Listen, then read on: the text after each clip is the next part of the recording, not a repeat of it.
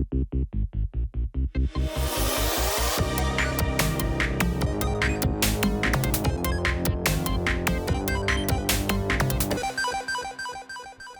everybody to episode 55 of New Game Experience. My name is Juan Paolini, I'm your host, and this time I'm sitting here with first-time guest, long-time friend, long-time gamer, Jose Raul. How are you doing, my friend?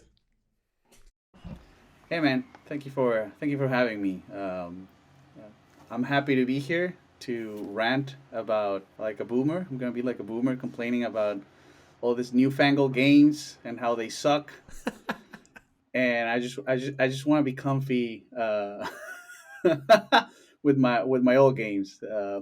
There was a meme I saw. I'm gonna send it to you so you can put it on screen later. I don't know. There was a meme. You know when the Star Wars movie Rogue One. Yeah, That's with Mads Mikkelsen, correct. and so like the Empire comes in, and whatever, like it's that scene, and they made me something like the guy from the Empire is talking to him, and it's telling him, like 20-year-old games, really, with your new PC, really, and Mads Mikkelsen is like, it's a peaceful life. That's good. That's good. Yeah, we were actually talking about this before because just to give everybody some context, Jose Raul is a big gamer. However, in the PS4 generation / Xbox One, he kind of took a hiatus from the industry, from games, and so a lot has happened. A lot of games have come on. In my opinion, very good games, but it seems like this is going to be a very not confrontational, but it seems like we're not going to agree much, which I am totally fine because whenever it comes to you, I know that we're not going to agree on like 95%, but that's kind of the fun. So it's pretty cool. Yeah. And so, so the reason I remember that the reason you contacted me was I told you I had this podcast and you were like, I mean, you and I talk from time to time, but you were very adamant on open world games suck. They are horrible and I hate them. Yeah. And modern open world games. Okay, yeah, that's a good distinction. And I thought that, I mean, there's no way that I can summarize my response in like a WhatsApp message because I think that lends itself to this conversation, and that's why we're doing this. So I wanted to start just by giving you the floor and just give me the general let's say not topics, but like talking points of your rant. Like what's your stance, and then we'll take it from there. Why open world, like the modern conception of an open world game is they don't make for fun games, at least for the type of games that I think I want to play, and the reason is simple. There's no progression in the open world game because by the very premise of them being open world, it's like the game already has to give you all or most of the tools very quickly so that you can go and do the exploration, like you can go, because then the gimmick is that you go and you explore, and that just makes it so that it's basically like the game is like a premature ejaculation, basically. Pardon me the joke, but it's kind of like they blow their load too quickly. Absolutely. It's like, yeah, here's everything, and then it's like, here's a huge map where you just do the same thing over and over again. And I remember I thought this because like Juan said, I for personal reasons, it wasn't like because I decided to hate gaming or whatever. It's like we are both immigrants from Venezuela, so this was the PS4 came out in 2013, right? Correct. So 2014, we were all moving out, international moving. I was with a kid, I was with my wife and my kid. And so it's like, there's no budget for gaming. There's no time for gaming. It wasn't like bad faith, like this game sucked. I'm not even going to try them. Now, some years later, I'm more stable. I'm getting back into gaming, especially with my kid. My kid doesn't play any new games. My kid lives in the 90s. I think the oldest game he's played is, well, he's technically played Burnout Paradise, because that's just racing. It's a racing game, so it's fine. But he doesn't play Minecraft. He doesn't play Fortnite. He doesn't play anything on his phone. He plays like Sonic 3 on Genesis. I just have a bunch of emulators, and I buy USB controllers. And it's funny. When I was younger, I used to buy games. Now I download them. legally. Yeah. It's funny because just to And just a quick parenthesis, we were just talking about piracy the previous episode, so yeah, it's really funny that you're bringing this up. Go the ahead, go previous ahead. episode. Yeah. Yeah. So I mostly just buy them, and I don't buy consoles anymore because I don't even have a TV at home. I just have my computer set up, and I basically I it's so many changes because I was like a console gamer. I still am because I don't play PC games, but I play console games on my PC. If that makes sense. Yeah. And I play. Yeah, I don't even know how to play with a mouse and keyboard. I played like here's the Xbox controller. But I'm actually collecting controllers now. Like instead of games, I'm not buying games anymore. I'm buying controllers. And so like for instance, the other day I live in Lima, and there's actually a like an old timey collector store down here in Lima. It's near my house, and they have all sorts of classic games and classic controllers, old timey controllers, and they actually had wired Xbox 360 controllers, which are super rare now. You can't. They're super rare, like a wired Xbox 360 original, like Microsoft Xbox 360 controller, super rare, and they had like two, and I was like, I'll buy them. I'll buy the lotto. I'll just buy all of them and just give me all of the controllers. And I also bought some like Wii U Pro controllers because they're very good. The only problem is Yeah. that I don't know why Nintendo switched. Yeah, but I don't know why Nintendo switched the X and the Y and the A and the B, and so like Oh, I'm playing Dark Souls. but that's been like that I don't know all why they did it. from the start. Like from Super Nintendo, they always have the Yeah. AB on the wrong side. Oh yeah, you're right. You're right. So I was like, I was coming from the Xbox 360 controller to the Wii U Pro controller because I'm playing Dark Souls with a friend, Dark Souls Remastered with a friend. I'm using the Wii U Pro controller, and so it's like weird having to like consume Estus with like up here and having to roll like down. It's like no, it feels weird, but I'm giving it a try. So anyway, what I'm trying to say is that I left I don't know what generation it was, PS4, Wii U, and Xbox Xbone generation for not for hating games or anything like that. And then I'm coming back, and I remember a couple of years ago, I got a Wii U, and I bought a Breath of the Wild, and I started playing Breath of the Wild. Yeah, this is what caused it. I was playing Breath of the Wild. I was excited because I had always played all Zeldas when they came out, and this was like the best Zelda. It was huge, a lot of hype. The definitive open world game. Like it changed. Like I was reading all this stuff, and I didn't care about that. I was like, this is the next Zelda. I want to play the next Zelda because Zelda is cool. And I remember I started playing it, and it started out strong, very strong. I remember I was like into it. It was relaxed. I remember having like very warm feelings of playing it Saturday nights. Like I would just, I'd be out all day with the family, and then we'd come back. The kid would go to bed, and I would play at night. But then after I killed the first divine beast, the Sora Van Ruta or something, what was the name? I was like, I'm done. I was like, I looked at the map. I remember I looked at the map, and I was like, fuck it. It's like I'm not. I don't have. I can't play this. Yeah, it's like it's a like there's nothing else. There's no items. I'm not. There's no part of the map that was blocked. And now with the new item I got at the temple, and it's like, oh, this new. It's like I'm just gonna be running around like, dicking around, like fucking around, like collecting lizards, and I was like, I'm done. I'm not gonna play anymore. It's just like I'll watch the cutscene. It's like why I'm even playing. I got to Van Ruta like at the 10-hour mark, 12-hour mark, something like that. It's like I already experienced everything that the game has to offer. I already know how combat works.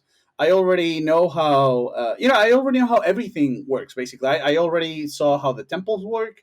I wasn't impressed, and the story, and this is a main, like, this is something else. I don't know if it's related to open world games, but it's related to modern gaming. I come to the conclusion that video games shouldn't have stories. Like, video games don't have good stories. Video games are not worth playing for the story. I can't think of a single video game that it's worth that I would replay to experience the story again. Not one. I can think many video games that I would replay, like Dark Souls, because it's fun, because it's like it has a lot of details, because it's cool, the mechanics are cool, the world is interesting, that kind of stuff. But like Oh man, like say like reread a book. Like I'm gonna watch that movie again. I'm gonna watch The Matrix again because The Matrix is cool. Like the story's cool. Whatever. I'm gonna play X game again. Like I'm gonna spend 60 hours again just to experience this. It's like no, there's not a single game that's worth that. And so, and I think that the more video games have advanced on the technical side, the more it has come to the forefront that video games like they have or most video game creators, at least in the West and in the East, especially Kojima, um, that they have like an inferiority complex with movies, with cinema. And so it's like it's like they really would like they would really prefer to be making movies, and this is especially true of Kojima, but it's like Okay, mostly on the West. I And think it's like I don't yeah, it's like two I on they're kind of related, but sorry, yeah, sorry, go ahead. No. I'm sorry to interrupt you. We have some sort of delay here that's kind of disrupting the Yeah. thing. But the reason I'm interrupting you is because I really love the talking points that you're saying. However, you're getting into Mhm. many things that I think we should develop Yes, them like yes. Yeah, yeah. one by one. Yeah. Yeah, yeah, So yeah. let's Yeah, start yeah, with yeah. let's start with the open world thing, which we can link it to Breath of the Yeah. Wild because I link it, and that's not a pun because Yeah. Link is in there. Yeah. We can We can definitely sell link that. that, We can sell but that. exactly we can sell that, and then we can go on to the other stuff because I think that's also super interesting, Yeah, and yeah. I'd love to talk about that. So let's Yeah, start with yeah, the like I said, sorry, like I sorry. said, I'm just a boomer ranting about I'm just a boomer ranting about how things have changed and they suck. Yeah, Um, no, I think but that okay, let me bring you, it back to open world games. I'm sorry for sure, the delay. It's Peruvian internet. What can I tell you? yeah, Still, it's Juan lives in the first world. He has fancy shiny things. I have a wall. That's all I well, have. I mean, I don't know if I would call this the Yeah. first world, but let's say yes. Okay. Let's say yes. Okay. So open world games. The point is that you gotta have progression. Okay. You gotta have progression. You gotta the Yoko Taro, the creator of Nier and Yeah, Drakengard. yeah. He gave a talk at the GDC, the Game Developers Conference, where Mm. he explains, and I agree with this. And I don't think open world games are new or bad because, for instance, I think Ocarina of Time and Majora's Mask are open world games, and I love those games, especially Majora's Mask. But modern open world games where you have this massive, expansive world and you're giving all the tools very early on. I'm not saying from the very beginning, but very early on, you're giving all the tools, and then it's like just go out and do things. And so Jokotaro is saying that the what's engaging about an open world or about the world is the sense of discovering and then of realizing that the world is actually bigger than you thought. So like he says like he puts you like in a cage with maybe you can see through the outside, that's what's in, and then when are actually able to break free of the cave through progression, you got an item or you did something, you're rewarded with this feeling of like, wow, the world is actually bigger than I thought, and that's like rewarding, that's fulfilling.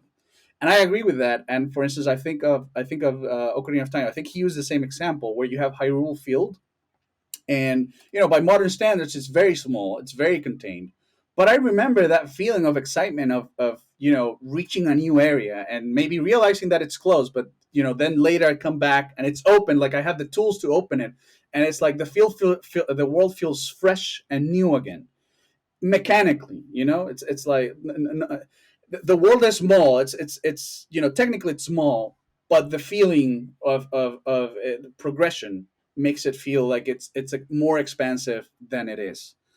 And that, I think that's the key to open world games. It's that progression of that, is that feeling of progression of unlocking things, unlocking path, realizing that things are actually bigger, that you can reach places that you didn't that you weren't able to reach before.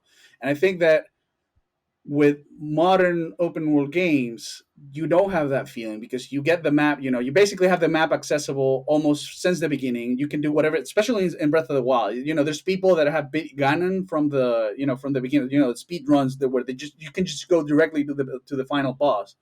And so it's like Most gamers' experience will not be that. They will probably progress. They will go through the divine beast. They will do something like that.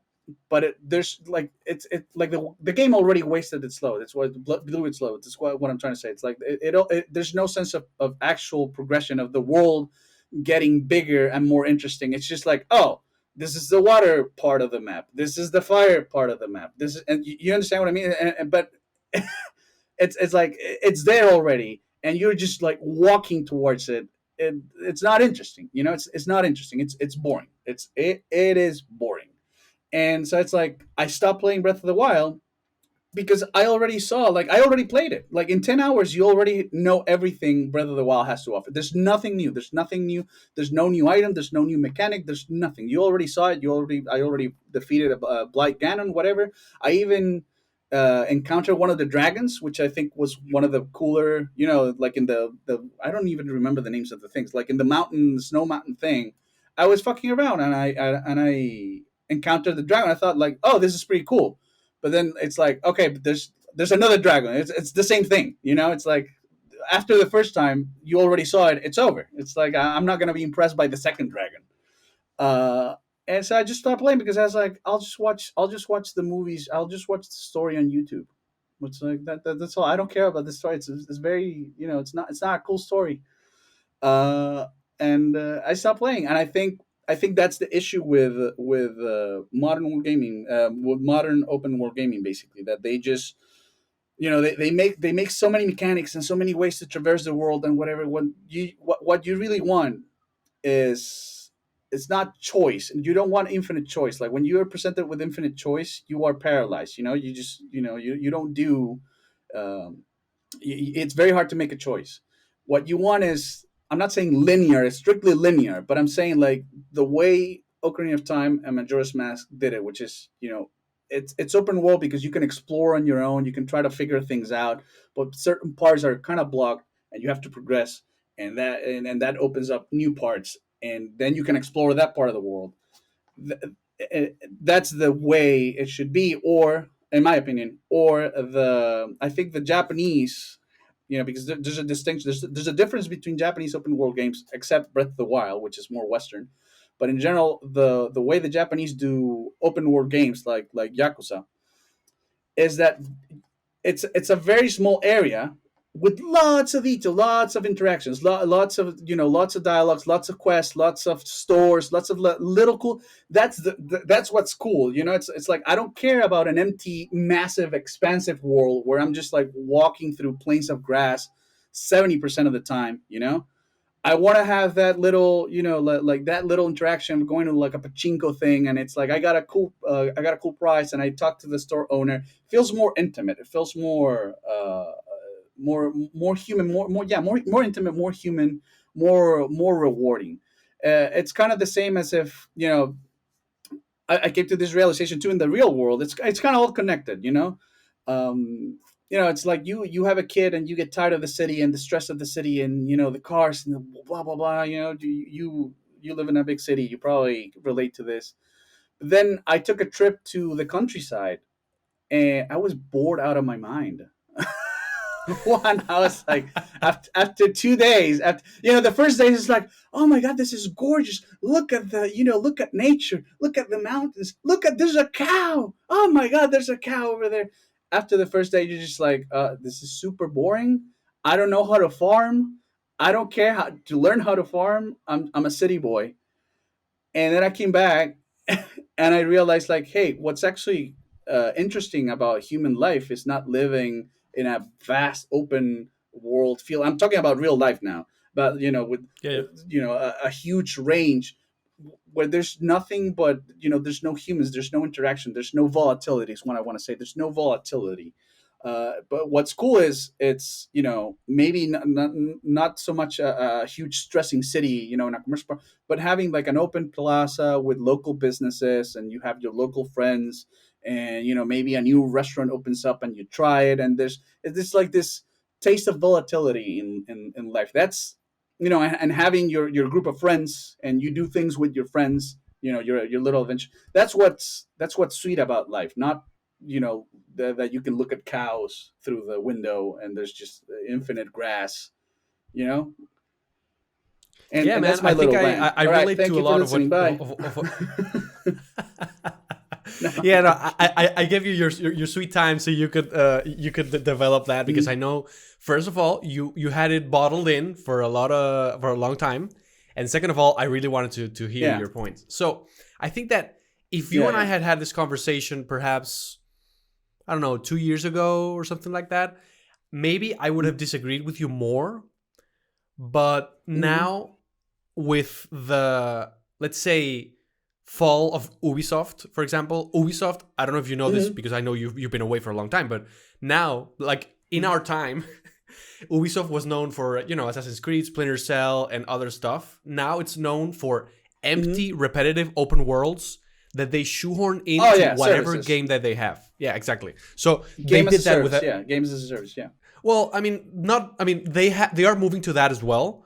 But before they did that, they just, they had Far Cry 3, Mm-hmm. which was really cool, and then they just copy paste, copy paste, copy paste. They had Assassin's Creed, which I thought was pretty cool up until the third one, and then it was copy paste, copy paste, copy paste, and it's always this one is bigger, this one is bigger, this one is bigger, and it's never more interesting. It's Mm-hmm. always or always very No, no. bloated, always full of repetitive content, and it's just I've grown tired of it. Even though I like the games, because the feeling, like personally, right, the feeling of going through a big map and just clearing out the map, and having so many quests to do, and having them all gone because I did them, that feeling of, it's not an accomplishment, Mm-hmm. but like cleaning the map is Accomplishment. something that I find. It Yeah, is. no, I mean it is, but what I find it, I find it satisfying because it's like cleaning something that was previously full of shit.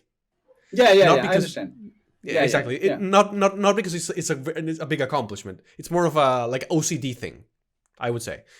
And so I can see myself getting lost in these games, but what I found is that they don't really. I mean, whenever I finish them, they never leave me with anything, right? Like I never have like, wow, that moment or that story beat or that blah blah blah. There's never any of that. So what I just did was, okay, as attractive as it sounds to go into a fictional Cuba and shoot communists in Far Cry 6 is, I'm not going to buy that game.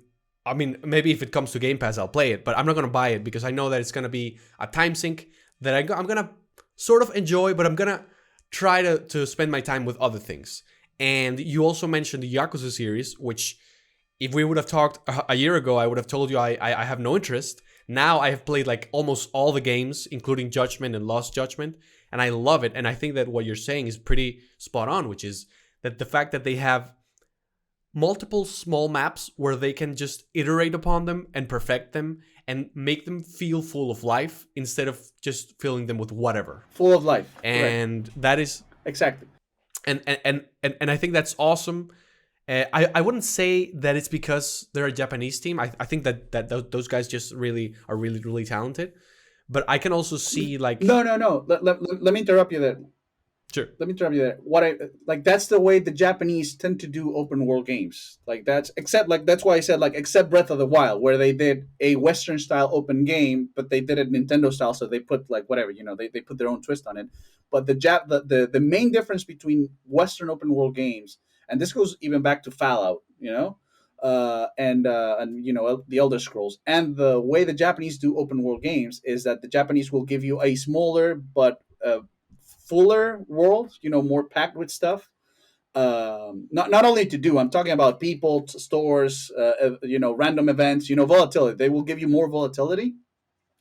Whereas the West, it's more about like we got this huge map, and you gotta do the thing in the map, and it's gotten worse with time, right? Like if you go back to Fallout 3 or maybe Morrowind or maybe Oblivion, like because of technical limitations, they couldn't give you this huge map, like just gigantic map that it's empty. Like back then, they had to like put an effort. And there's even a video of yeah. There's even the channel, the YouTube channel Cropcat. no, I don't know it. No, okay, I'll link it to you, and you can put it in the description later. Cropcat is one of the best gaming YouTube channels because he makes like compilations of cringy things that happen in video games. It's just like he goes like most awkward moments in Minecon, the Minecraft conference in 2015, or like something like the Game Awards, the Supercut, the Game Awards 2016, Welcome to Hell, that kind of stuff. And you watch it and it's hilarious because the gaming industry is very cringe. Like the PR side of it is very, very cringe. Yeah. And I'm not saying the games. Now I'm not saying all games are cringe. I'm saying the game industry when they go out and E3 and they say like whatever they announce the Xbox Series X, whatever. And so he actually has a video comparing GTA 4 to GTA 5, and the video is called something like GTA 4 was better than GTA 5, and he shows you how you had you could go into buildings in Grand Theft Auto 4, like the world was more real, it was more authentic, it wasn't as big as Grand Theft Auto 5, but there's a lot more like human interactions of like just walking into a shop. It's like I don't think there's anything less immersive in video games than not being able to enter into a building, that just seeing a building there with the doors and not being able to walk in. I don't think anything breaks more. I don't, yeah, I don't think anything makes me feel like I'm playing a video game like a dork than that, like just like running like it's like if you're gonna make a video game, every almost every building you should be able to enter, explore the build, like in Yakuza. That's what I'm saying. Like that's what they did in Yakuza. Yeah, I totally agree. So that's the other thing. Go It's ahead. like Go ahead. the Japanese make more volatile. Yeah, they make more intimate, volatile open world games, whereas the West has expansive maps. I mean, yeah, I wish I could have some evidence to refute what you're saying, but I can't. I don't have anything. So no, I totally agree. Now going back to Breath of the Wild, because I mean I liked that game. However, you know how something can change after you reminisce upon it, or just remember it or whatever. When I was playing that game, I was really at that time I was not as burned out with open world games as I am now. So to me it was okay. I was enjoying it in the moment. However, looking back upon it now, the lack of temples is something that hit me really hard, because I think that having temples, it is true that they kind of stuck with the Ocarina of Time formula and repeated it very like hundreds of times. They only changed that maybe in the DS games where you had the stylus and it was a little bit different, but it was also more of the same. But so I appreciated Nintendo's balls in like, okay, let's do something different, even though nobody's asking for it.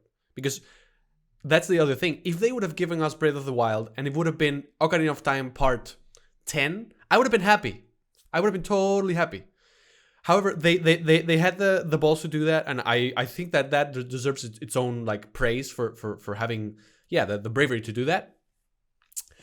However, I don't know if I want this to continue on to the future, like with 10 more Zeldas like this, because we already know that Breath of the Wild 2 is coming, and I am gonna play it. I think I'm gonna enjoy it, because I do think that Breath of the Wild has some unique aspects to it that other open world games don't have, especially like shitty Ubisoft open world games. Like for example, the fact that you have to cook your own food, I think it's good. I mean, it's not unique to the game. You can do that in other games as well, but I think you collecting things and making your own recipes, I think that's totally neat. The way you can like cut a tree so the way they set up emergent gameplay, I think is also pretty masterful, because that game came out in tandem with another like very AAA open world game that was Horizon Zero Dawn, which I also love that game. However, in Zelda you can climb everything. You have a lot of freedom. Whereas in this one, they follow the same tropes. Like you can only climb when there's a yellow thing that's clearly pooped on by birds, and it's like all very tropey in that sense. So yeah, so I appreciate Breath of the Wild. However, I would like to see another Zelda that returns a little bit to form, because you mentioned it, like having a new item, the exciting, like it's almost in a Metroidvania sort of way how exciting it is to, oh my god, I got the bombs. Oh my god, I have the hook shot. Yes. Oh my god, I have the speakers that explode. I don't know. I'm just making it up as I Yeah, go. yeah, whatever. Like it's really awesome. It's really cool. I would love it if they would if they could find some other way to reinvent the Ocarina of Time formula, because that is, as I said, I mean, we've had how many Zeldas with that formula? So many. But you don't really have to like throw it out into the garbage like completely. You can just like maybe marry some of the two. I would love that. I think that could be really really cool. Yeah, And I agree with you that at least on the creative side, you do have to like give some props to Nintendo for they created some new people are copying them now, like people that make open world games are copying Breath of the Wild, and it does take it takes balls, like you said, to change the formula like that. And I when I was playing at the beginning, I was appreciating all those things. I was like appreciating how clever the team was, appreciating how it's like, oh, okay, yeah, of course, I don't have any, there's no temple, so there's no items, so I have this Sheikah tablet that allows me to have bombs, and I can have the bombs in the beginning. I was appreciating all the ways they tweaked everything so that Zelda would be an open world game. But then it's like I said, like after 10 hours, it's like there's no more. I'm not excited about the next temple. I'm not excited about like, oh, the forest temple, the fire temple. What's gonna be there? Nothing was happening in the story either. Because that's the other thing. Usually, like you would do something and you would see the world change. That's the other thing I wanted to talk about. You don't see the world change in open world games. It's like there's no progression. You would you would fight a temple. You would beat a temple and like I don't know, the forest temple, and then the forest would be cleansed. And now it's like that's a tangible thing that you can see in the world, and characters have new dialogue. NPCs have new dialogue. Some up, things start opening up progressively. The world feels that it is opening itself, right? And with here it was like, okay, yeah, it's like I beat the Sora thing. It's whatever. There's an yeah, elephant in a mountain now. There's an elephant in a mountain now. Whatever. Who cares?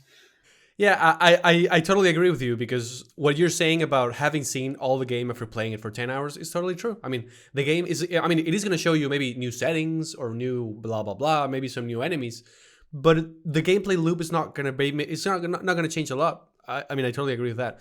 And No. actually, what you're mentioning about the impact of yourself in the world, that's something that to me is very important. I've realized with the years, like, what is the common thing about all these games that I love, and one is that, like, having an impact, having seeing that what you're doing matters, and people change, and as you said, NPCs, and actually that's one of the reasons why Majora's Mask within my Zelda list falls a little, because when you go back in time, you lose like having cleansed the forest temple with the Deku people, and you lose like having cleansed the Goron. And I mean, it makes sense that it does. I'm not criticizing it for that.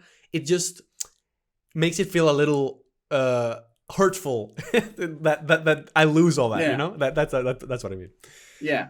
And That it hurts. Yeah, I understand. It's like you help Cafe and Andrew, and it's very emotional that very first time when you actually like get them together at the literally at the end of the world is ending, and you're there in that room like, come on guy, get up the stairs, I gotta save. I gotta save, bro.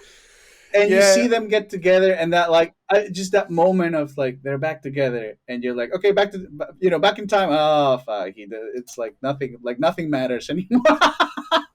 or the oh my god, how traumatic is it, the ranch in Majora's Mask when you don't have the giant, where you can't get there early, and the first time you go there, which is in the last day when they finally break the stone, where they finally break the thing, and it's so depressing. I remember the depression of because the little girl was abducted and all the cows were abducted, but the older sister is still there, and it's just this sense of just devastation, of just misery that's there.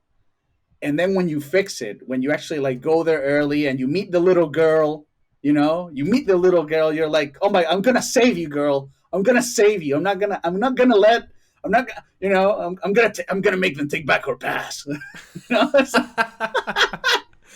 Yeah, I'm it's gonna save you, awesome. girl, and yeah, and then you save her, and then you save and go back in time, but you still have that feeling that Yeah. that I did it, like yeah, it's like there's actually like a real timeline out there where things are still okay, where you're it's like Majora's Mask. Majora's Mask is like you're putting together a timeline where like you take a little patch and you patch it and it continues, like you gotta keep going finding the rest of the patches, and then it all comes together in the end.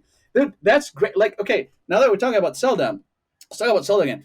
How many times, how many memorable pieces of heart do you remember? Like, man, I did this thing and I got a piece of heart, or like, I bet if I do this, I bet if I beat this race, like this Goron race thing, I'm gonna get a piece of heart, or I'm gonna get an empty bottle. I Or a remember the bottle. excitement, like I Yes. got an empty bottle, yeah, yeah, my bottle, I got a bottle, I got all the bottles.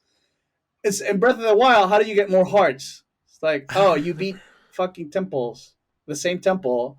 You beat the temples. You don't even remember. You don't even remember how you get more hearts. Like, look at your face. You don't remember. You beat the temples. You beat the shrines. You beat Oh, the the the the shrines. Okay. the, the things, the shrines, and yeah, and the shrines of Amana or whatever. You beat them. After four, you can change it for you can exchange it for a heart. Is there something more boring or soulless? Like now, more instead of having cool pieces of heart that are piece that that are a cool discovery in the world. It's like you go to the shop and you tell the thing, I got enough money. Give me another heart. It's like I can't think of anything more boring, dude. It's like there's nothing more boring than buying something in a shop like that is and it's like everything you need to understand about the problem with modern open world games, and specifically with Breath of the Wild, my problems with it, it's right there. It's like, remember that feeling you got in Ocarina or Skyward Sword or even Twilight Princess of finding a piece of heart versus getting a new heart in Breath of the Wild. It's like it's not the same. I'm sorry, it's not the same. It's not even close. I to- I totally agree. I mean, there's nothing I can say over there, and I didn't even remember. You're totally right. Okay, so I think that we I can don't move remember on to because it's one not, of it's the not other. interesting. It's not interesting. Yeah, yeah, totally correct. So I think we can now move towards another one of the topics you touched upon, because I mean, you touched like four topics that would be maybe separate episodes on by themselves. But hey, we're here, so let's do it. So you said that video game stories. I mean, maybe I'm getting it wrong. Correct me if I'm wrong, but you said something like video game stories are not worth experiencing again, or maybe like video game stories are not as good as other like book or films or some stuff like that. And there, I definitely do disagree, because you said something about like why would I replay a game and stuff like that. I'm not a big sorry, I'm not big on replaying games, because I want to like focus on a game, play it, play the shit out of it, and then I finish it. If I want to keep on going, I platinum it, or I get more achievements, or I get more side quests, whatever it is.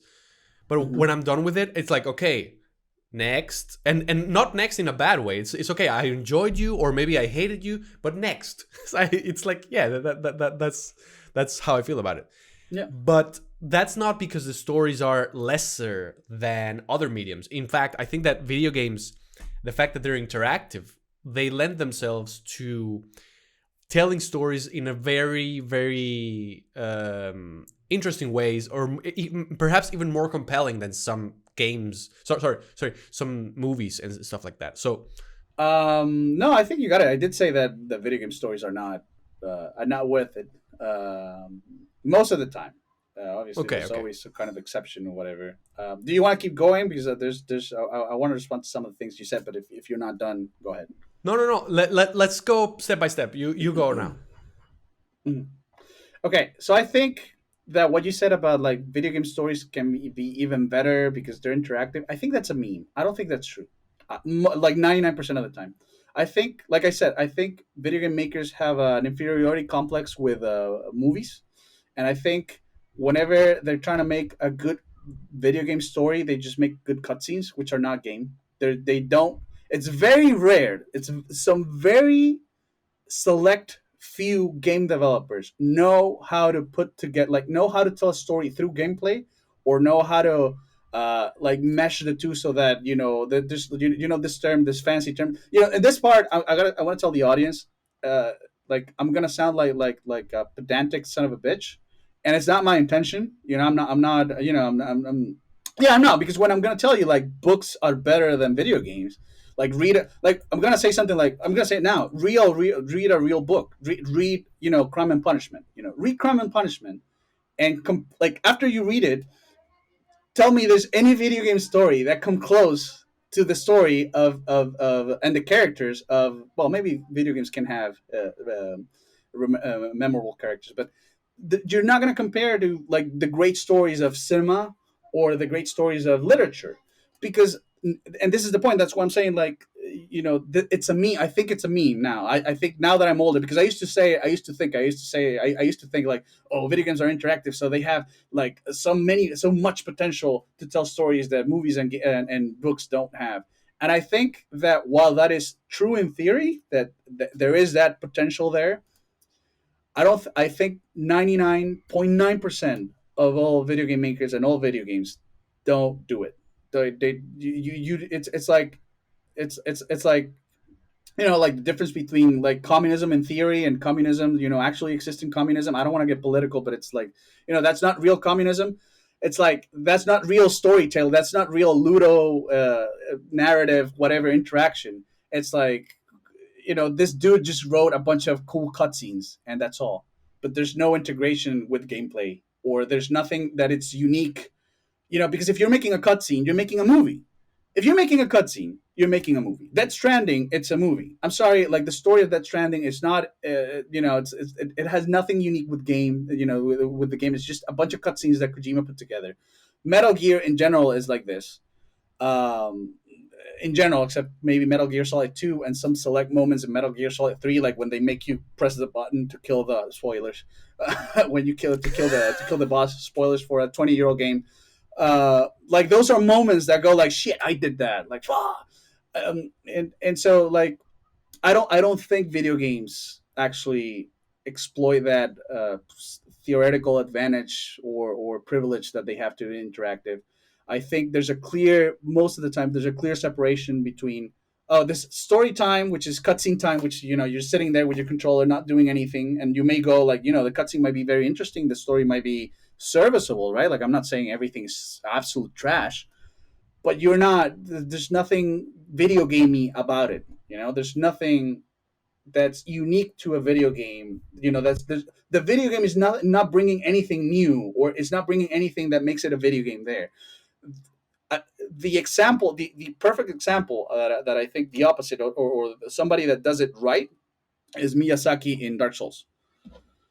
Because you have like one cutscene at the beginning that you can skip. You can skip the cutscene, and then everything else is told through gameplay. Like you have to go and talk to the NPCs, and you have to like try to make sense of it, and you have to read item descriptions, and you don't have to do it if you don't want. But if you do want to, there's some very interesting stories and concepts behind Dark Souls, and you can go deeper into them. But he doesn't. There's no Dark Souls movie. You can't make one of those YouTube videos. There's YouTube videos for that. There's Death Stranding the movie, Uncharted the movie, where you just like, and that's how I played Death Stranding, because I was like, oh man, I was excited for Kojima's game.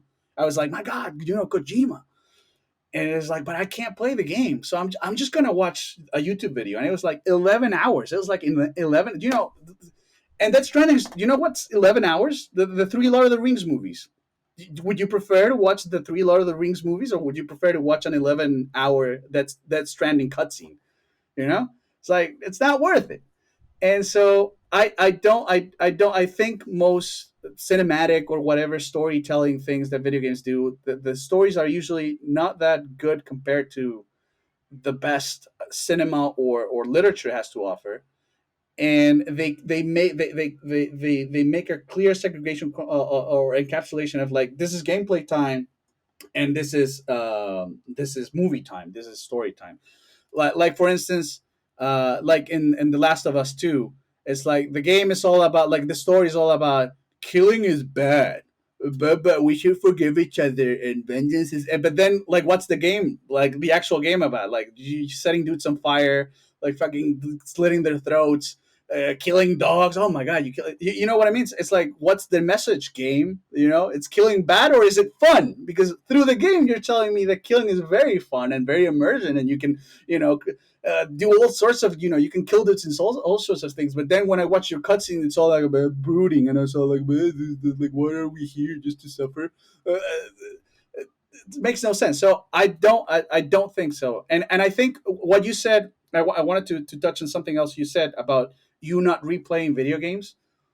And I don't replay them like I used to not replay them. I'm replaying them now for nostalgia factors and for my kid. Like I'm showing him new games. So I was thinking about that, and it's like I play games like you. It's like I see the game, you know, I play the shit out of it, and then it's, you know, back on the shelf. And it's like, so, but why is that? Wouldn't you want to experience? Like, have you seen? Do you do that with movies? Do you not rewatch any movies ever? You've never rewatch a movie, Juan? Very rarely, but I do. Very rarely. Okay, okay, but you I do. mean, But you for do. example, Books, yeah, like, I'm I assuming. do, and books. No, books. I mean, it's very hard for me to reread a book, sincerely. Yeah, because of the commitment. So that's what I'm saying. It's like, imagine and a book is less of a commitment than a video game. So it's like, I'm not gonna go through that commitment to experience the story again, because I already experienced the story and I already experienced the gameplay, and it's like, I'm done. So it's over. There's no need to, like, I'm gonna replay this so I can understand the nuance of Ellie in this. Like, nobody does that. It's like, which is why all games have become like service, like whatever service or whatever, like, because people just want to like have fun with the game, because there's like, games don't tell uh, that many interesting stories anymore. At least, I mean, at least exploiting the unique thing about video games. The video games are have it's like, video games have sometimes have cool movies inside of them, but it's like that's completely separated from them being games. You could watch it on YouTube and get the same out of the story. You know, you're not gonna get anything, like, you're gonna get very little more from actually playing the game than if you just watch a video of the story. Whereas it's not the same thing watching a game than playing it. You know, it's not the same thing. It's definitely not the same experience watching somebody play Dark Souls than it is to play Dark Souls. Whereas it is basically the same experience to watch a compilation of the cutscenes of a game than watching the cutscenes in the game. You know what I mean? I mean, I think that for some games, you may be right, because Mm-hmm. so let's just let me just go step by Step back. step. I Step mean, back. I may miss, I may miss some of what you said, because I mean, we're touching upon very interesting things, but I'll do my best. So your argument is that since the story is not embedded within the gameplay, within the interactive part of a game, it's not it's not It's not inherent of the unique. game, it's inherent of the movie within the game. And I think that, Correct. I mean, while I respect the argument, I disagree, because I think that even if it is like, okay, cutscene time, playtime, blah blah blah, it's all part of this whole thing where this team of people got together.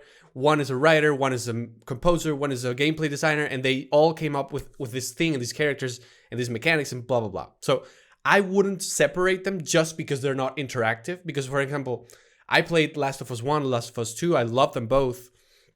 And to me, on the one hand, I enjoyed the gameplay. I enjoyed the stealth. I enjoyed going through the levels. I enjoy like all that, which is like the interactive part, crafting, scavenging, whatever you want to call it. On the other hand, whenever I got a story beat or whenever I got a cutscene, I was very interested as well, because I'm invested in these characters. I want to know what happens and everything. Then there's the part where the two meet. In my opinion, are parts that you probably wouldn't get if you saw Last of Us Part 2, the movie. For example, there is a character in Last of Us Part 2, which, I mean, full spoilers, by the way, to anybody Yeah. who Okay. hasn't No, played Last of Us we do Part gotta say 2. the spoilers here first. Yeah, exactly. Yeah, just be warned. I mean, I'm not gonna go into like maybe full spoilers, but I'm not. I'm warning you now, just in case. So there is a character in the Abby part of the story that's called Lev. So this character is an apostate on these scars, or what was the other name? The, well, whatever, the scars, which are like religious fanatics. They're a faction within the game and everything. And most of the interesting interactions that you have with Lev, they happen when you're like while you're playing. I mean, some of them. Oh, sorry. Some of them, of course, happen in cutscenes as well. I mean, that's obvious. But I remember a lot of story beats that were important, and like moments that were impactful, or dialogue lines that were impactful, because and they happen within the game. So I mean, does the fact that it would have been possible to do that in a cutscene diminish that? To me, it doesn't, because I mean, it's all part of the same thing. It's I mean, just because it's a part where I'm not moving my fingers and pressing buttons, that doesn't to me say that this is not a game, and that doesn't to me say that it shouldn't be like it's not a handicap. It's all part of a thing. To me, that's just how I see it. And then the other part I wanted to say, let me see if I can backtrack, because I know that you mentioned, because we're doing it like monologue one, monologue two right now. I'm forgetting. Yeah. Yeah. So what was the other thing you said? Oh yeah. So coming back to The Last of Us One, like for example, that book, sorry, that game is very heavily inspired by The Road by Cormac McCarthy, which maybe you're familiar with that book. And so I wouldn't let's say, I mean, I wouldn't really say that one is better than the other. One, of course, came before the other, and without one you couldn't have had the other. I mean, in this case, if The Road hadn't been written, you wouldn't have had The Last of Us that we know today, because that, I mean, it's very obviously a very high influence for that game. But I do have to say that sticking with a character for tens of hours sometimes is very annoying when the thing is not paced well and when it's done incorrectly. But sometimes it gives you this feeling of familiarity. And I think that I came to understand this. I mean, I've gotten that in multiple games. I've been playing games for like 20 plus years. That this has happened in the past sometime, but recently I played Yakuza 7, which is like a JRPG. Like they changed all the mechanics. Now it's not like a real time. Now it's like a turn-based thing in combat. And it's like a 40 to 50 hour game. And I don't think that I would have fallen in love with some characters if I wouldn't have had all the context and all those side quests where I helped them do this and I helped them do that. And then because I helped him do this, then he told me about his backstory and all that. So, I mean, perhaps if I would have seen it on YouTube, I would have had a similar impact. But the fact that I was there doing it, the fact that I was there accompanying them through that, blah, blah, blah, it just, to me, it's a different thing. I mean, I don't have the A/B testing where I did that with a game A and I just watched game B's cutscenes to like compare. I think it's very difficult because when you have two different games, you have so many variables. But I don't know. I just don't want to agree. But I mean, it's totally No, fine. it's fine. I think it's totally interesting to have this conversation either way. I believe. I will say no. I understand. I'm not. How do I put this? Because it's 2 points. It's 2 points. I don't. My main point is that, or my first point is that cutscenes are not really video games. That's what I'm trying to say. Like when you have a cutscene, what I'm trying to say is like when you have a cutscene, and the cutscene can be very effective, it can be very emotive, very emotional, very well done. It can convey all sorts of important exciting plot points or whatever. But they're not games. They're not like you can totally. I mean, you're saying that you couldn't separate your interactions with Lev from the movies or whatever. Yes, in that game, but I'm saying like conceptually you can completely separate cutscenes from video games. Why? Because video games didn't have them until recently. Video games didn't have them for the first 20, 30 years. There's nothing inherent to the definition or to the making of a video game that requires you to have a cutscene. Okay, but you do have to have what's the inherent, like the minimum thing that you need to have a video game? It's user interaction. Okay, I'm not saying what type of interaction. I'm saying like some type of user interaction that the person sitting there does something and there's a change immediately reflected on the state of the screen or whatever. And this can be simple as Pong, that you just move the thing, or it can be Dark Souls where you're, killing a dragon or something. That's the core of what video games are. Okay, and remember that I'm saying that this is sort of like establishing that this idea that stories can be better in games because games are interactive. That's a meme. That's the meme because nobody takes that interactive core inherent element of video games, or very few. I shouldn't say nobody, but very few people, very few game developers take that and uh, make use of it to tell a unique story that could only be told in video games. And this is kind of like the crux of the matter. It's like a story that only could be told in video games. Whereas, like, if you just have like the cutscenes and the stuff, it's like you could have The Last of Us too, without those gameplay interactions. The story, that's what I mean, with left with that character, because the main story is told through cutscenes. In the end, like I'm being very harsh, but these are the I'm older now, so I don't have to suck up to game developers anymore. I don't think they're whatever. You're lazy. You're lazy because you are not trying to find a way to make the game and use what's unique about the game to tell the story. You're just making movies. You're just making a movie. Now, I do agree with you that that movie is part of a game. Like I'm not, it's like it's part of the whole package, and it's part of the experience. And effectively, I still remember, for instance, in Final Fantasy X, it's a Final Fantasy game. It's filled with cutscenes. I do remember the final cutscene of Titus disappearing into the becoming a firefly again, and Juna telling him that he loves her. I think those are very powerful moments. I remember they stuck with me. But they're but and they're definitely part of Final Fantasy X. I can't dissociate that from Final Fantasy X and the warm cozy feelings that I get when I think about it.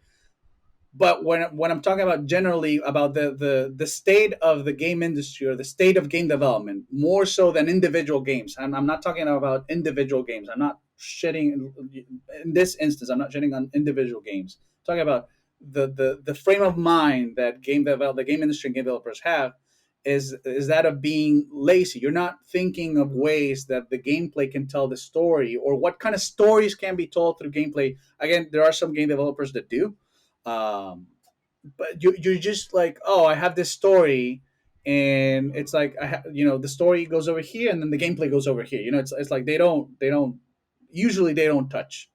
They do give you special moments here and there, like you said, like those special interactions and stuff. But it's like, why can't the entire game be like that? Why can't you grow a relation with game characters just through like those interactions that you were telling me about, Lev?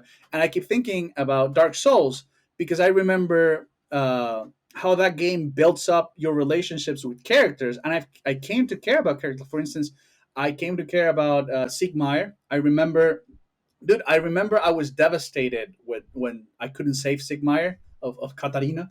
When he falls into, there's a point in Isolith where he jumps down. You're looking at like a pit that's full of poison and some other things, and he jumps down, and you're supposed to go down with him to help him out, otherwise he dies.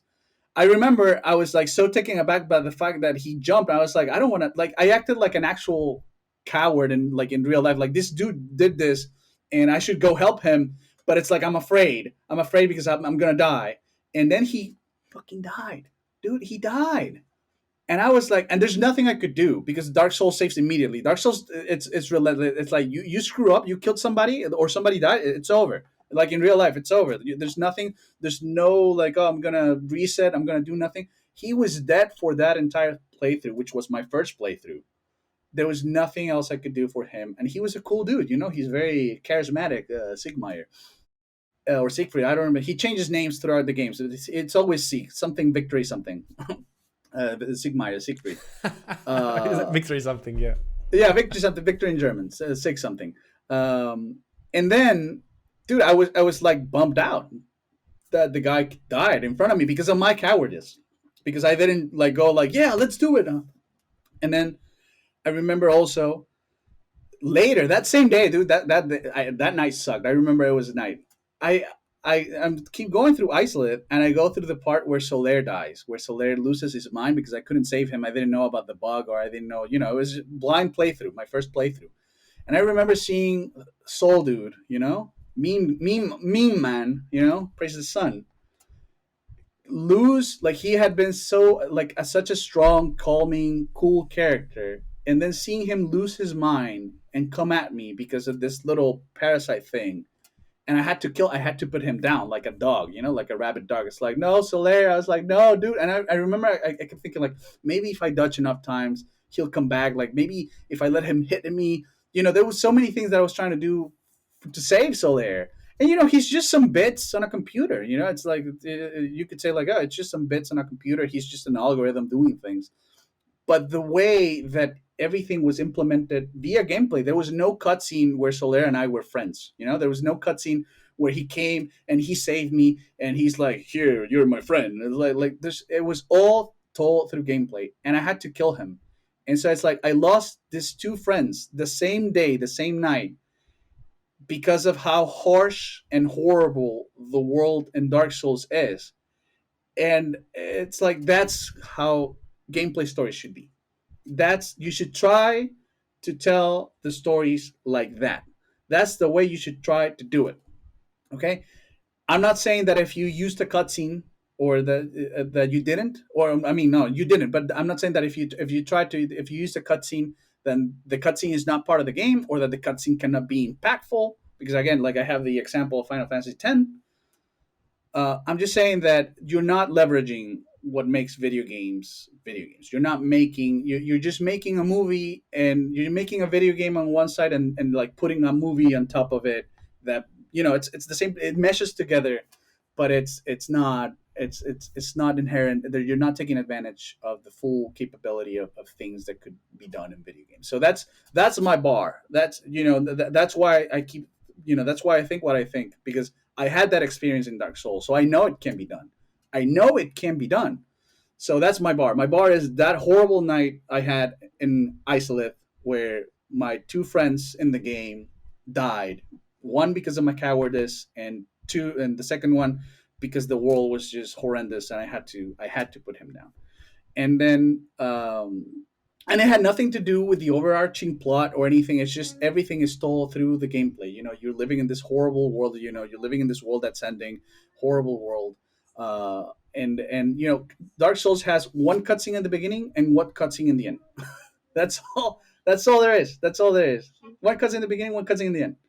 And the cutscene in the beginning is just setting the stage. Oh, It's just there like is explaining things. there is one Like, cutscene where you touch the painted world of Ariamis, and then oh, you go okay. into and that's the only thing. Okay. Yeah, there's three cutscenes, three cutscenes. That's it. And I think that's it. Like that's the bar. That's what you should be aiming for if you want to go that route about like the video game narratives and video games, because that felt more real than anything I've read or anything I've watched. You know what I mean? Like now going back to like what video games, which is the point. Like I said, like it's I a think meme. I'm sorry. Let me finish. I'll let you talk. Like so the meme, the idea that video games can actually tell like unique or better stories because of their interactivity is true, but it's true in the abstract, is not realized 99.9% of the time. But at that moment, that night in Isolith, it was. And I remember it. And I'm getting teared up a little bit remembering, like thinking about Soler. And every time I've replayed Dark Souls, like I make it a point to always save Soler and always save Sigma. It's kind of like reincarnation, it's like I'm like the game has made me create like this meta story in my life where I'm like, it's like I have my own narrative about Dark Souls. Like every time I play Dark Souls or replay Dark Souls, I have to say those two. It's not something that's, I can kill anybody else. I can kill what's the Lautrec. I can kill Logan. I don't care. But like those two dudes, those are my dudes, and it's like I gotta save them. And it's like now there's this overarching thing where I've created through the video game my own like meta narrative about Dark Souls. No cutscene will give you that. No cutscene, no matter how emotional, how funny, how well done, how like the her physics or whatever. Nothing will give you that, and no book will allow me to do it. It's like, let me think of a book.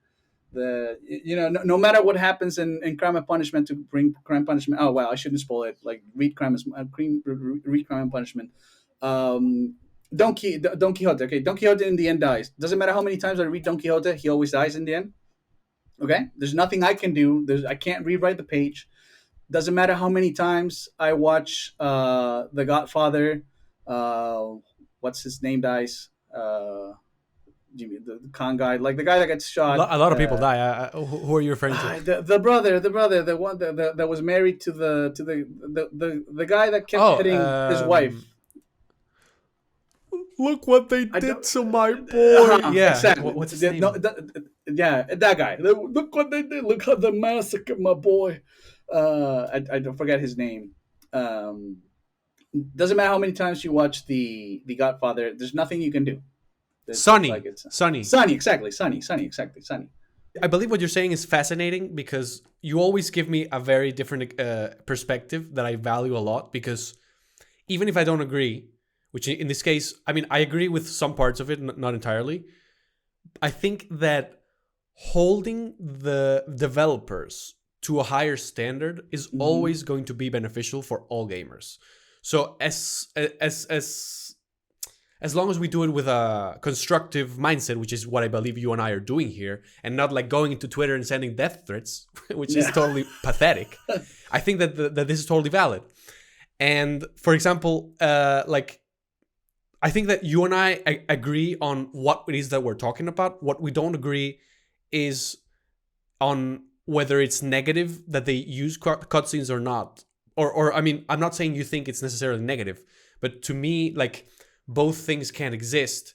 The thing is that, as you're saying, and you're totally correct, the prevalent one or the most common one is the cutscene route. That's the one they are all taking, and they're doing that because they have a lot of influence from film. I do agree that they shouldn't feel this inferiority complex with the film industry.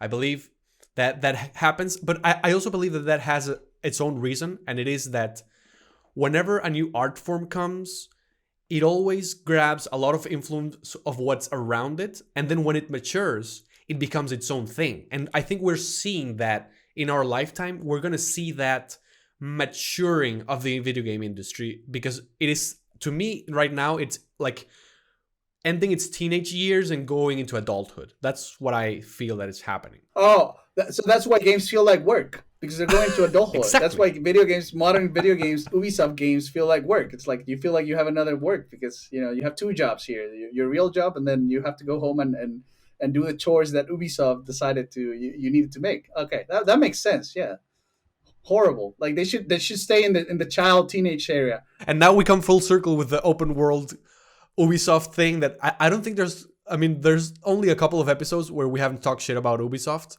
But I'm going to continue. I'm sorry. I'm going to continue to do it. They deserve it. And so I think, let me see our document here. They definitely deserve it. So I think that what we talked about has been super good, and we can move on to the last part of the show, which is where we talk about what we've been playing.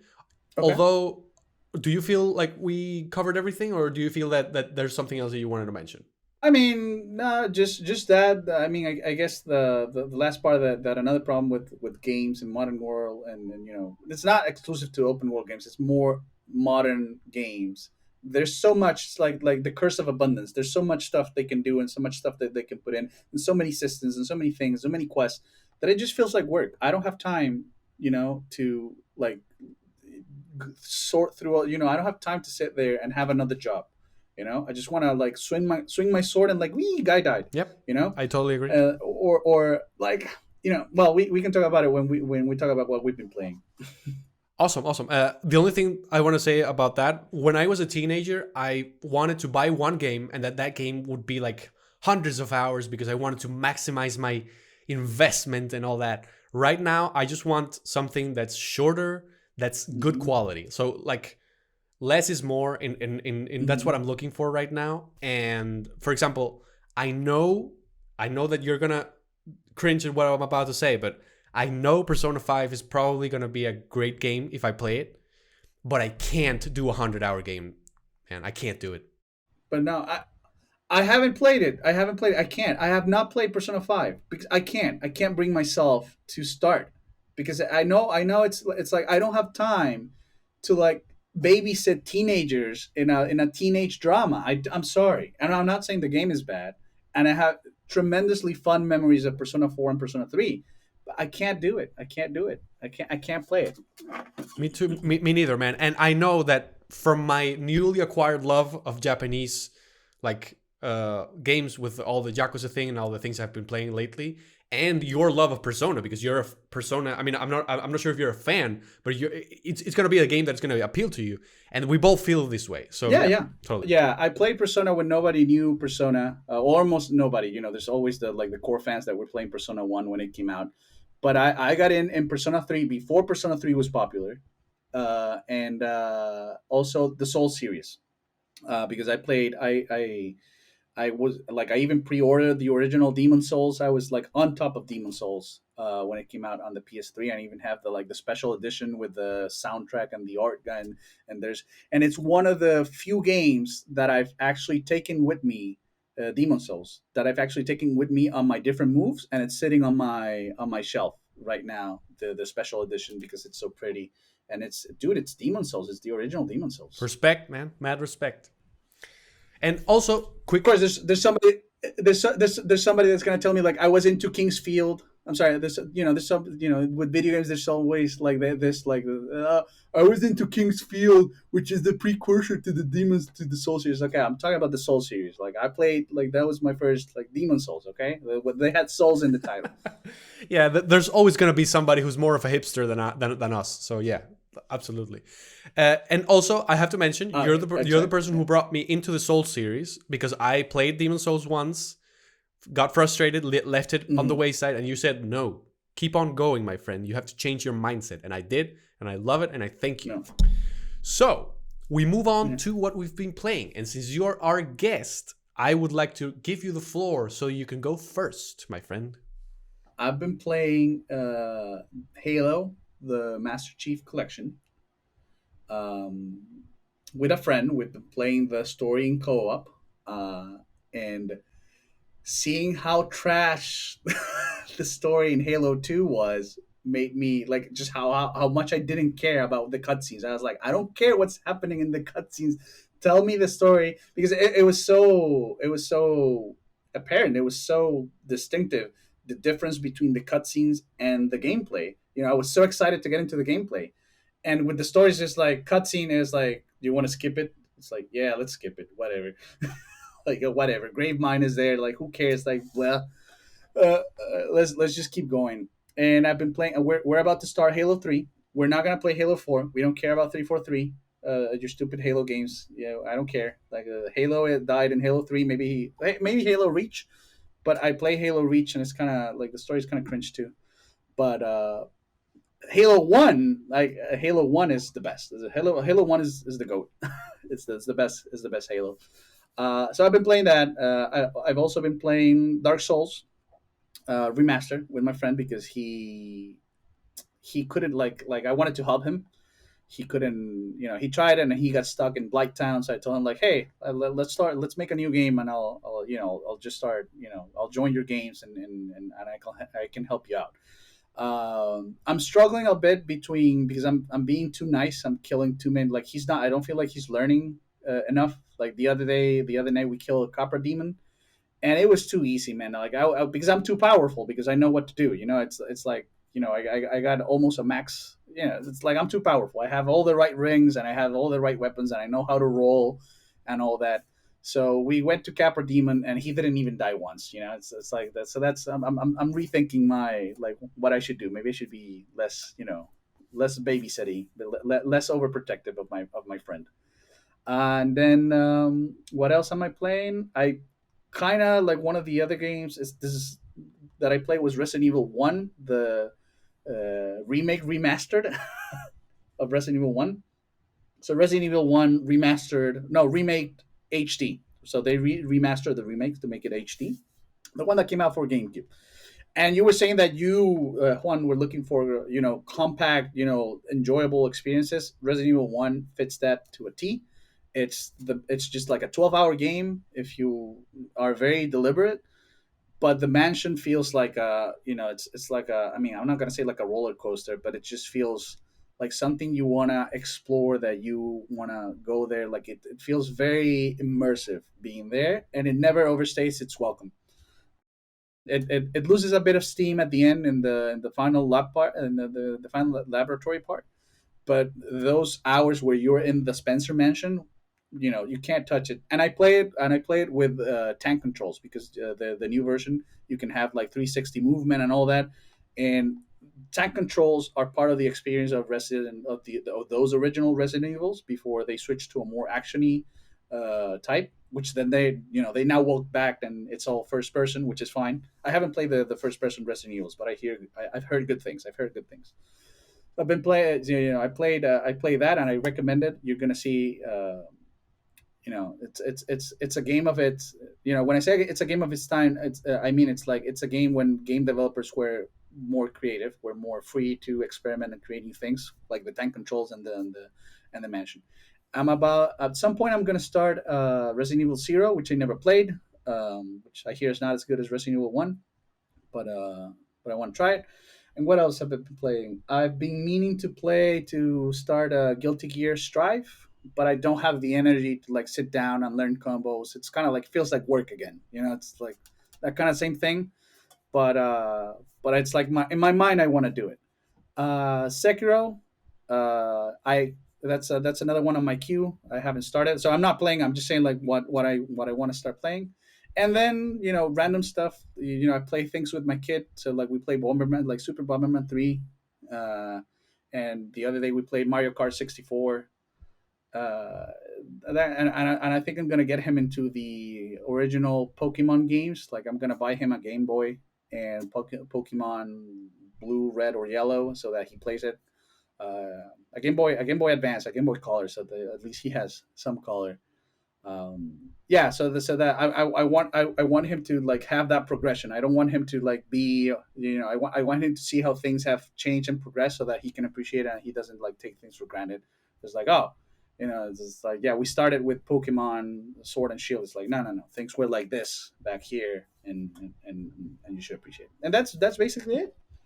Sounds good, man. I appreciate the fact that you're walking him through it like generationally, because I think that, I mean, I'm not going to say that if he goes to, let's say in this example, Pokemon Sword and Shield, he won't be able to go back to the other one, because I do believe that they're very, very different. I'm not a Pokemon expert, but I know what it is about. And I do believe that you can go back. However, sometimes it's difficult when games don't age very well. Like, for example, the first 3D games, like the 64 games and PS1 games, sometimes can be hard to go back to in general. Unplayable. So, yeah, for example, oh, wait, I did that with you. Yeah. You and I were playing 64 in my house in Caracas years ago, and we put on, I think it was GoldenEye, and it was like, we can't play this. It's impossible. Yeah. Yeah, we can't play this. And yeah, it's like you got to leave it in fun memories. Exactly. That's it. You got to leave it in the past. And yeah, I about your recommendation of Resident Evil, of course, I played that back in the GameCube days. I loved it. And maybe that's going to be a good game to go back to on Halloween, on that HD remaster, because I haven't played the remaster. And I'd love to do that, with all those new bells and whistles, which of course have the limitations because it's a more than 10-year-old game, but I still love it, and I'm sure I'm gonna love that. No, dude, no. It has no limitations, dude. It looks beautiful. It looks amazing.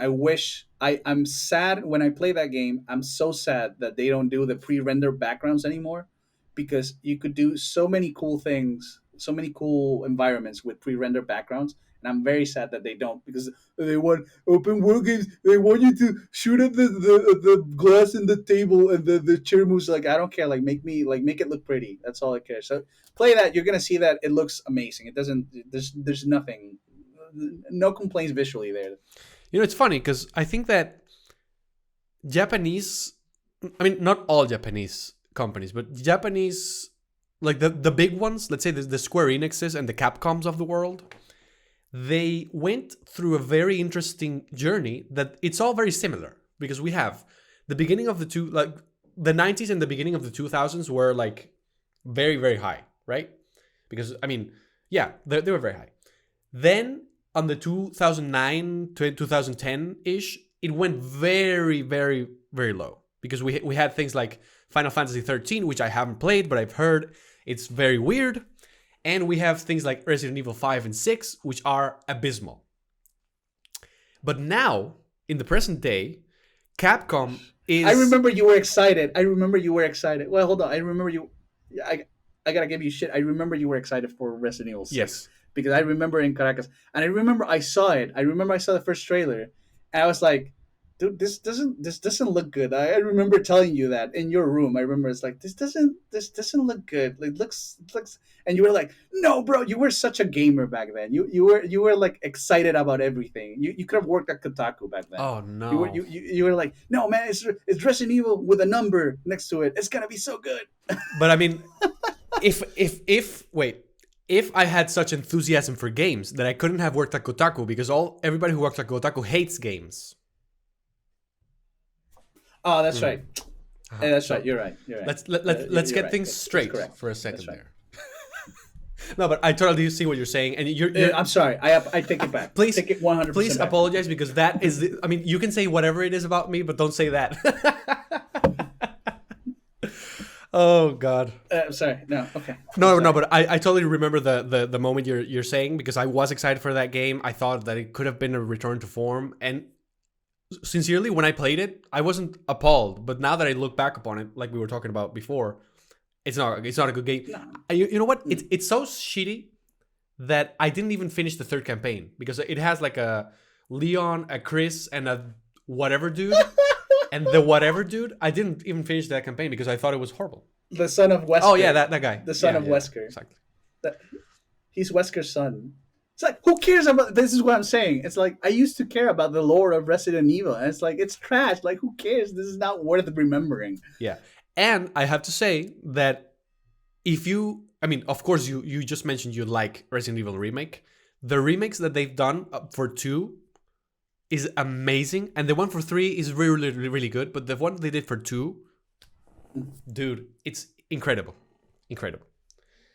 And speaking of remakes, what I've been playing is Final Fantasy VII Remake. Another remake from another one of these Japanese titans, Square Enix. And this was a game that I approached with a lot of respect, because I didn't have a PS1 when I was a kid. So I didn't play Final Fantasy VII in its time. So what I decided to do was, when I heard that this game was coming, I said, okay, let's play Final Fantasy VII, the original one, because I want to have context. I want to have something to compare it to, like what has changed, blah blah blah, everything. And I played this game. I mean, the answer is a lot has changed, and not. It's a different game. It's a completely different game. Okay. And like everything, I don't know what, like the names of the characters remain, maybe something like that. Yeah. I mean, I'm not going to spoil it, because I think that, I mean, I don't even know where it's going to go, because I'm like halfway through it. But I think that if they're going where I think they're going, it's going to be pretty interesting. I'm just going to leave it there. And so what I wanted to say before is, I played this game, the first one, the 1997 one. I played it in 2019. So I do not have any nostalgia for this game whatsoever. And I still fell in love with it. And more than fall in love with it, I fell in love with the music. Like the music made a huge impact in me. And I mean, I'm a big gamer in the sense that I play tens of games, or maybe, I mean, not hundreds, no, tens of games a year. So for a game's soundtrack to stick with me in that sense it's because it's truly, truly, truly remarkable. So going back here, where the music is the same, but like newer versions of it, I'm having a blast because it's just amazing. The way they revamped the combat, I love it. The pacing of the game is super, super well done. And I don't know, man. This may be a platinum candidate. I don't know. I don't want to like spend too much time with it that I grow sick of it, because that can happen with new platinum games. But I'm having such a great time that I'm in no hurry. So maybe I will.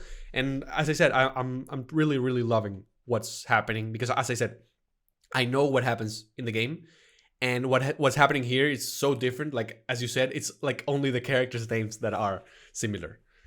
And yeah, man, it's pretty cool. I know that this is gonna sound weird, because you're very much a guy that likes how things were before, but these remakes that they're making, both Final Fantasy, Resident Evil, the Demon Souls one, I love this fad, man. I truly love it, because some of those games are so old that they haven't really aged that well, and the fact that we can experience them again with a new coat of paint, with some new things, I just love it. That's fair. I haven't played any of those remakes, but the Resident Evil ones are definitely. I don't have a PS4, so I can't play the Final Fantasy one yet. But the Resident Evil ones I can definitely play. But they're in my queue. They're in my queue. I wanna see. And I kind of recently actually played. Years ago, but recent. I still remember. I played Resident Evil 2, the original one. I bought it on PS Network on PSN and played it on my PS3. So I have it kind of fresh. I remember because those games are very memorable, and so I'm gonna see what they did. And I just wanted to say, I don't know if we're ending the show here or whatever. You made an interesting historiographical remark, which is absolutely true. That the Japanese industry went to the toilet in the PS3 area. That was like the West took over. It was Western studios, Western games, like like the Japanese developers. A lot of Japanese developers disappeared at this time. Very few survived, or they moved to like you can even count like maybe Konami disappeared. Like at this near this point, or started Started to to go make a down. shift. Yeah. And yeah, it's what's called like the dark. Yeah, it started to go down. It's what's called like the dark age of Japanese the Japanese industry, the Japanese games. There's a YouTuber called Thor High Heels. He's Dutch, and he makes some very interesting, cool videos. And he has a video talking about this, how the dark age. That's where I got the term from him. The dark age of the Japanese industry, because it's like the shift towards like gritty. The Japanese are all very like they're they have two modes. It's like edgy, where they're like like Ninja Scroll, where it's like blood and gore and things like that, where it's edgy. But they also and then they also have like naive, like everything's so colorful and vibrant. And so you know this, you know what I'm talking about. So if you played Final Fantasy 7, the original one, it's like full of character. It's not afraid to be like excited or enthusiastic about stuff. It's whereas and it's cute. The Japanese and this involves the being cute, like Kirby and everything. It's so colorful. That's how the Japanese are. But in that period of time, the game industry went all for like, we're all very serious and mature. It's all very nitty gritty, and it's all gray and brown and Gears of War. And it was that time, so it's like they didn't know what to. Plus, you can talk about the technical stuff. It was very hard to develop, very costly. That's when video game development costs started to balloon, because it started to, because it wasn't always like that. You see the PS2 era, up to the PS2 era, like you had many small studios producing smaller, medium-sized games. In the PS3 generation, that's when things started to like become like a tournament, where it's like, if, only the winners, only the top ones, only the big ones can make money, the AAA guys, because everything's so costly. And so yeah, that's why the Japanese industry went, and now they're kind of like crawling back, with independent games, and like they got a handle on the new technologies and the graphics. and the new, the few Japanese AAA studios like Square Enix and Capcom, they're like finally, they don't feel like they're beholden to like Western standards anymore. They can, like Final Fantasy VII. That game is super, like the remake. I haven't played it, but I've seen stuff, and it's like super quirky. It's like unapologetically Final Fantasy, like Japanesey. It's not trying to be Western and like appealing to the jaded Western audience. Like, oh, this is unapologetically Japanese. Dragon Quest 11 as well. Unapologetically super Japanese, and so they're getting back there. So we're gonna see some interesting stuff. Yeah, man. I think it's very interesting what you're saying. The only exception that I think comes from this dark ages is Platinum Games, because I think that they kind of, I mean, everybody went to the shitter, and they kind of rose up when there was nobody else, if that makes sense, because they went up with Yeah. Bayonetta, Yeah. with they went up Yeah. with, I think, Vanquish they did as well. So they were like the only pillar that remained there, and Vanquish. Yeah. at that time they weren't that known. I mean, all these other titans were more popular, but then because they went to the shitter, they remained, and they are now very prominent, and I think that that has a lot to do with it, don't you think? I don't know. I think maybe think about Vanquish. Vanquish is, it's a very Japanese game, but it's very Western as well. It's a cover shooter, and it's like it's like the Japanese version of Gears of War, basically. It's like you're fighting robots, and it's all very melodramatic. It's like the Japanese are very melodramatic, and like in a naive way. That's why, like, it's appealing. It can grate on you. It can, you can become tired of it after a while, after being exposed to it too much. But that's why, like, instead of if you compare Marcus Phoenix with the guy from Vanquish, it's like the dude from Vanquish is just it's just a dude being a bro. Like he's just like, With a cigarette. flicking his cigarette and being all Yeah. cool. They're so cool. Yeah. Whereas Marcus Phoenix is all like, I'm a caveman with a chainsaw, and I'm so gritty, and like, oh, I'm jaded. And my dad, they killed my dad, and whatever. It's like, what? It's like, it's no, nobody cares. But yeah, it's interesting. Platinum Games. It's in- Platinum Games. Their rights. It's like, yeah, it's not everybody, because they had nothing to lose. I guess that's why they did it. They were free to do whatever they want. They had nothing to lose. They weren't freaking out about losing profits or whatever. They just wanted to make games. Kamiya just wanted to make the games he wanted to make. And I think that's why. Whereas you have Square Enix being all self doubting, Square Enix and Capcom doubting themselves, like, we gotta appeal to the Western gamers. We gotta make Final Fantasy like Call of Duty, and we gotta make everything like Call of Duty. Whereas Platinum was just like, I'm just making games, bro. I'm just making the games I want to make. Just making games, bro. And on that note, my friend, I think we've reached the end of this episode, Just making games, which bro. has been super interesting, super insightful, because, as I said before, you always bring a very interesting take. Some hot takes, some would say, but some takes that I appreciate all the same, because I think that, I mean, I don't think it matters whether we agree or we disagree. Well, what matters is that I feel like I go into these conversations with you, we hash it out, we cross swords, king king, and then I come up with some different ideas that that I get to take away with me. Maybe they're not necessarily ideas that I agree with, but they're ideas that stick in my mind, and then they enrich my I'm not going to say knowledge, because that's not the word I'm looking for, but my repertoire, experience. Experience. Yes, Experience. exactly. You're giving Experience experience. points. Dun, dun, dun, dun, dun, dun, dun, dun, dun. If you liked the show, please subscribe, like it, comment, share it. As Jose Raul said, watch it again and like it and unlike it and like it again. Like the thing can go up and down and up and down and up and down. You can do that all No, day long if you want. no, you don't want them to do that. No, you want them to watch it and like it with different accounts. So go create. This is what you got to do. I'm telling you now. Go create different Google accounts and and watch the video with the different Google account and like it. That's what you got to do. Correct. That's exactly correct. I will see you and all your other alternate accounts on the next episode of New Game Experience. It's been great having Jose Raul here. I hope that you will join us again in the future, my friend, and we'll see you on the next episode of the show.